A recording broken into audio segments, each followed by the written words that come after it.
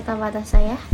Dalam hitungan 3 kalian akan memperhatikan saya dan akan mengerti setelah kalian menonton video ini. 1, 2, 3. Jadi konten hari ini akan sedikit lebih berguna ya. Because today we're going to talk about pressure. Entahlah itu apa, tekanan lah pokoknya mah ya.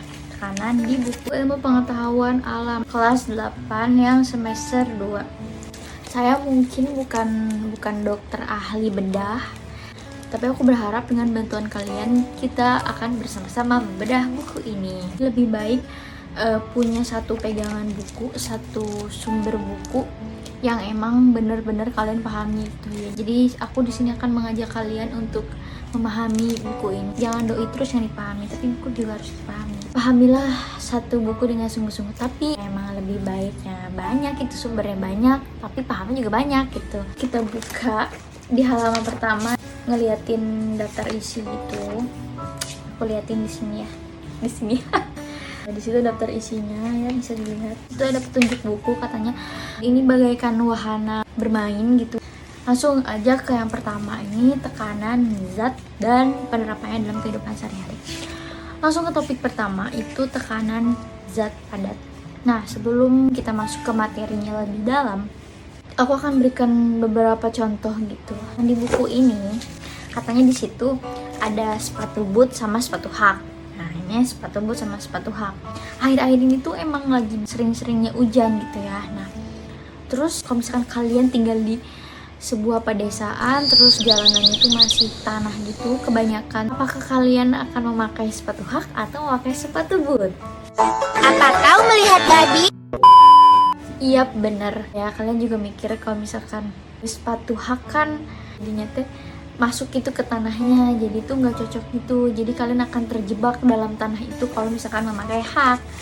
Sedangkan kalau memakai boots itu ya fine-fine aja, kalian bisa berjalan dengan santai tanpa harus terjebak ke dalam tanah. Apa sih yang menyebabkan ini tuh bisa terjadi? Lihat aja alasnya, alas sepatu hak dan sepatu boot. Nah, alas keduanya itu memiliki alas yang berbeda. Yang pertama sepatu hak. Nah, sepatu hak ini kalau bisa dilihat luas permukaannya itu lebih kecil daripada luas permukaan yang dimiliki oleh sepatu boots. Get it? Oke, kita lanjut. Selain itu, dalam buku ini pun dijelaskan ada kaki ayam dan kaki angsa gitu. Entok kalau bahasa Sundanya itu. Bisa kalian lihat ini kaki ayam, ini kaki entok. Kaki ayam ini kalau misalkan dibandingkan ini lebih luas mana sih luas permukaan kakinya itu? Ya, jadi yang entok ini memiliki selaput karena biasanya tetangga gitu ya, tetangga kalian itu mungkin punya peternakan bebek, kadang suka tanahnya itu dibiarkan becek ya udah gitu nggak apa-apa karena dia tidak akan terjebak guys ke dalam lumpur atau tanah.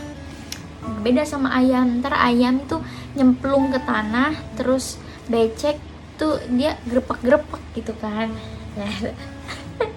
Sama halnya dengan konsep sepatu tadi. Jadi luas permukaan kaki yang dimiliki oleh ayam itu lebih kecil daripada luas permukaan kaki yang dimiliki oleh bebek. Seperti itu. Nah, selain itu jangan terburu-buru ya guys. Aku kasih contoh itu saat orang tua kita atau bapak biasanya ya suka memaku sesuatu. Gak mungkin kalau misalkan mata pakunya ini tuh tumpul.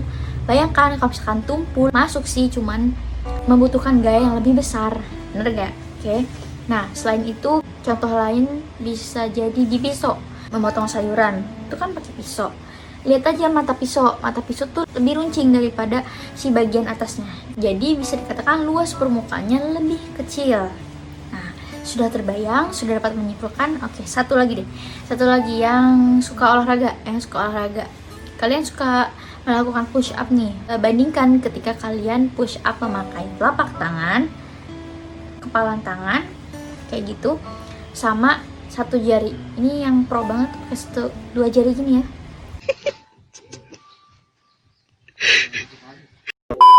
Rasanya tuh sakit yang mana?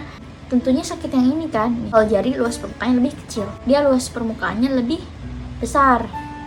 Bisa kita simpulkan ya, dari contoh aku memaku sangat terlihat sekali ada gaya yang dikeluarkan untuk memaku. si pakunya. Lalu luas permukaan sepatu, kaki bebek, kaki ayam, pisau, sama tangan kita nih, jari sama telapak tangan itu, kita membahas luas permukaan. Jadi dapat kita simpulkan bahwa tekanan itu sangat berhubungan dengan gaya dan luas permukaan. Nah, semuanya ada di buku ya. Yang aku jelaskan tadi itu ada di buku. Lanjut, di buku ini nih ada P sama dengan F per A nih. Kalian tuh gak usah lihat dulu ini, tapi kalian harus pahami dulu. Pahaminya itu seperti ini. Jika gaya diperbesar, maka tekanannya akan besar. Tadi lihat kan yang contoh paku itu. Kalau misalkan kita memaku nih, kayak lemas gitu, kayak lemas aja gitu, itu kan nggak akan nancep si pakunya. Kalau misalkan kita berikan gaya lebih besar, itu ya kemungkinan besar pakunya akan tertancap di tembok. Oke? Jadi ketika gaya diperbesar, maka tekanannya pun akan semakin besar. Berbeda halnya dengan luas permukaan. Semakin besar luas permukaan, maka semakin kecil tekanan yang dihasilkan. Nah, di sini jangan salah ya. Luas permukaan itu luas permukaan sentuhnya ya. Jadi kalau misalkan ada pot di atas meja, terus ada ukuran pot sama meja, jangan terkecoh sama ukuran mejanya, tapi kalian harus fokus pada luas permukaan potnya.